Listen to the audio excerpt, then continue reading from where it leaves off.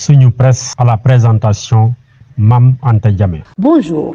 Les directives du président de la République pour lutter contre l'immigration irrégulière et l'appel à un front de l'opposition pour des élections transparentes sont les principaux sujets traités ce jeudi par les quotidiens. Lutte contre l'immigration irrégulière, l'État va prendre des mesures d'urgence.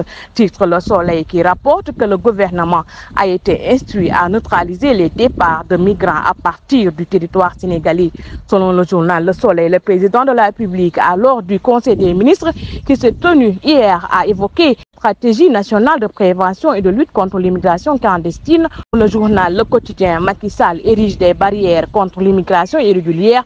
Pour la première fois, le président de la République a pris la parole pour essayer de trouver la bonne formule en vue de régler le phénomène de l'immigration irrégulière, demandant au gouvernement de prendre les mesures sécuritaires, économiques, financières et sociales d'urgence pour neutraliser les départs des migrants à partir du territoire national, écrit le journal Le Quotidien, en enjoignant son gouvernement de prendre des mesures d'urgence afin de neutraliser les départs des migrants à partir du territoire national. Macky Sall siffle la fin des départs à partir du Sénégal. Selon le journal Les Échos, parlant de l'immigration irrégulière et ses drames en série, Enquête estime que l'heure est grave. La publication rapporte qu'une pirogue partie de Bargny avec 300 migrants à bord, une vingtaine de personnes ont survécu. Selon le journal Témoin, 275 jeunes de Bargny périssent en mer.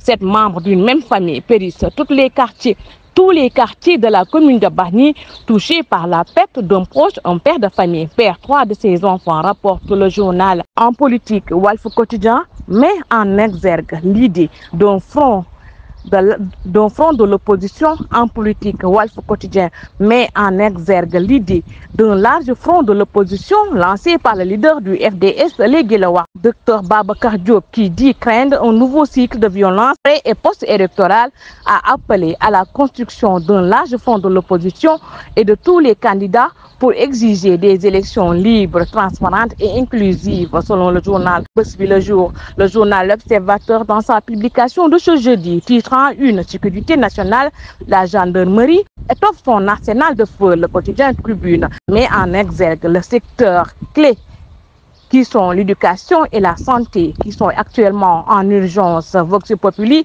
revient sur le drame de Touba, un Baïfal tué par balle, des blessés et des interpellations constatées à Touba. Le journal Réumi titre en une: consommation du tabac au Sénégal, l'impossible équation. Bonne journée et bonne lecture.